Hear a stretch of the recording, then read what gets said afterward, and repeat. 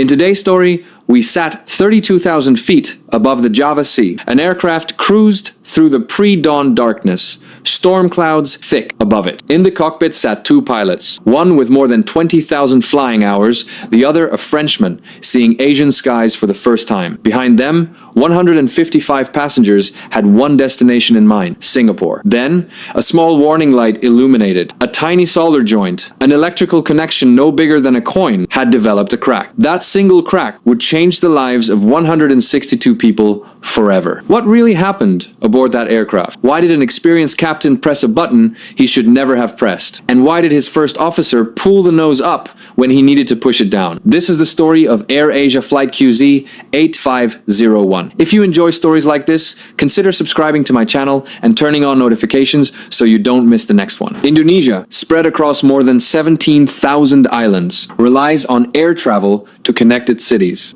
Surabaya, its second largest city, is home to Juanda International Airport, Indonesia's second busiest. On the morning of 28 December 2014, Flight QZ8501 was preparing to depart for Singapore Changi Airport, scheduled for 5:35 a.m. WIB, operated by Indonesia Air Asia. The aircraft, registration PKAXC, was an Airbus A320-216, only 6 years old, with roughly 23,239 flying hours and 13,610 takeoff and landing cycles behind it. Buried in its maintenance records was a problem investigators would later call critical. At the time, it looked like nothing more than a routine, recurring warning. Captain Irianto, 53, was a former Indonesian Air Force fighter pilot with more than 20,500 flying hours, including 6,537 on the A320. First Officer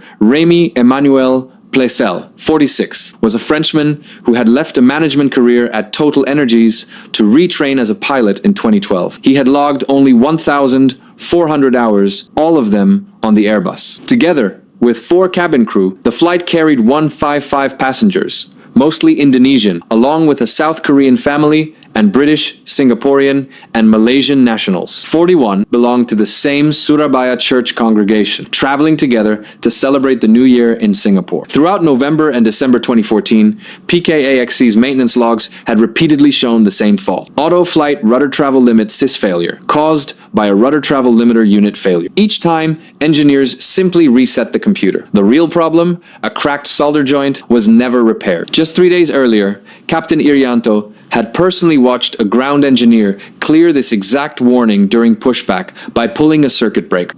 He had seen firsthand that the method worked. On the ground, at 5:35 a.m., PKAXC pushed back, taxied to runway 10, and was cleared for takeoff. The climb was normal. By 5:57 a.m., the aircraft had reached its cruising altitude of 32,000 feet, and the cabin settled into routine. Everything felt ordinary. At 6 a.m., the master caution light illuminated again. Auto flight rudder travel limit sys. The A320's rudder travel limiter unit, or RTLU, is a computer-controlled system that restricts how far the rudder can move at high speed, protecting the airframe from excessive stress. A failure is non-critical. The flight can continue as long as pilots avoid large rudder inputs. The prescribed fix was simple: cycle FAC1, then FAC2, off and on. FAC stands for Flight Augmentation Computer, the system governing the A320's rudder, yaw damper, and other fly-by-wire functions. Captain Irianto followed the procedure, and the warning cleared. It returned at 6:09 a.m. He cleared it again. It came back a third time minutes later, then a fourth at 6:15 a.m., 4 times in 15 minutes. Frustrated, with the standard fix no longer holding, Captain Irianto chose a different approach. He remembered how the ground engineer had fixed this fault 3 days earlier by pulling the FAC circuit breakers, a procedure approved only on the ground, never in flight. Without telling First Officer Plesel or discussing a plan, he reached up and pulled the FAC1 circuit breakers. He then pushed them back in, not realizing a separate push button also had to be pressed to restart the computer properly. He stood, walked to the rear of the cockpit, and pulled the FAC2 circuit breakers too. What followed over the next 3 minutes and 20 seconds, became one of the darkest sequences in aviation history. With both FAC computers offline, the autopilot and autothrust disconnected instantly, and the aircraft's fly-by-wire system dropped from normal law to alternate law, stripping away Airbus's built-in protections against stalling, excessive bang, and extreme pitch. A slight existing rudder deflection, no longer corrected automatically, began rolling the aircraft left. First Officer Placel, now alone at the controls, felt the bank reach 54 degrees, an angle impossible under normal law. Startled, he corrected sharply right, overcorrected, and then, in panic, pulled his side stick back, pitching the nose up. At 32,000 feet, in thin air, an aggressive nose-up input is extremely dangerous. The margin before an aerodynamic stall is razor thin. The climb rate exceeded 11,000 feet per minute. The stall warning began blaring. Stall! Stall! Stall! Captain Irianto rushed back to his seat, instantly grasping what was happening. But the standard upset recovery callouts both pilots should have learned in training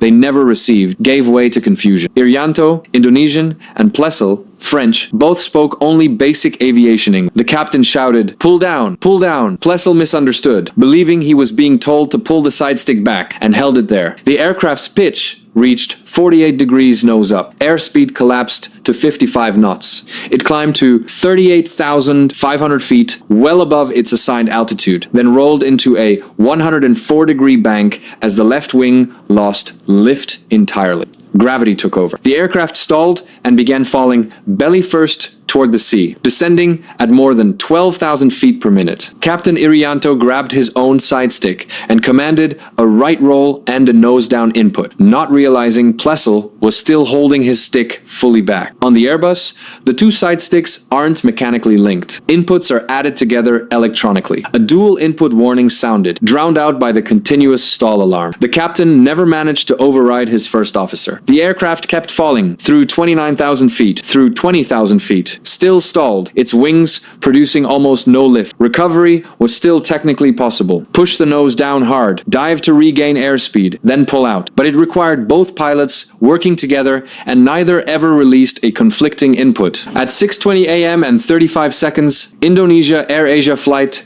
QZ8501 struck the Java Sea. In an instant, all 162 people aboard were gone. Air traffic controllers in Jakarta watched the aircraft vanish from radar. Radio calls went unanswered. In Singapore, families waiting at Changi Airport watched the flight status change to delayed, then heard the airline confirm that contact had been lost. Search teams battled high waves and heavy rain for 2 days without success. On 30 December, an Australian aircraft spotted floating debris, soon confirmed by the Indonesian military, aircraft parts, luggage, human remains. On 3 January 2015, the wreckage was located on the seabed, 30 to 40 meters down. The tail section was recovered almost intact on 10 January, still bearing the Air Asia logo and the flight number. The flight data recorder was recovered on 12 January, the cockpit voice recorder the following day. By the time the official search ended in March 2015, 106 bodies had been recovered. The remaining 46 victims still rest in the Java Sea. On 1 December 2015, Indonesia's National Transportation Safety Committee released its final report, identifying 4 contributing factors. First, the cracked solder joint inside the RTLU module, caused by repeated heating and cooling, created an intermittent connection that triggered the recurring warning. The fault had been logged 23 times in 2014 alone, likely more since pilots weren't required to record every occurrence. Each time, engineers merely reset the system instead of replacing the faulty module. Second, Captain Irianto's decision to pull the FAC circuit breakers in flight, a procedure both the Flight Crew Operations Manual and the Quick Reference Handbook explicitly prohibited outside the ground. Third, a breakdown in communication between the two pilots, worsened by an ambiguous command and simultaneous conflicting control inputs. Fourth, and the most significant, according to investigators, Indonesia Air Asia pilots had never received upset recovery training. The training that teaches standard callouts and procedures for recovering from an unusual attitude. The airline's own manual had wrongly claimed that Airbus's automation made such training unnecessary, a claim investigators called false, and one that Air France Flight 447 had already exposed back in 2009. Following the report, upset recovery training became mandatory across Indonesia by 2018, though implementation stayed inconsistent, a gap the 2021 Sriwijaya Air Flight 182 crash would tragically reveal again. The story of QZ8501 is a reminder that technology does not make an aircraft invincible. Computers protect pilots only while they're working. The moment they fail, a pilot must still know how to fly the aircraft by hand. If this story moved you,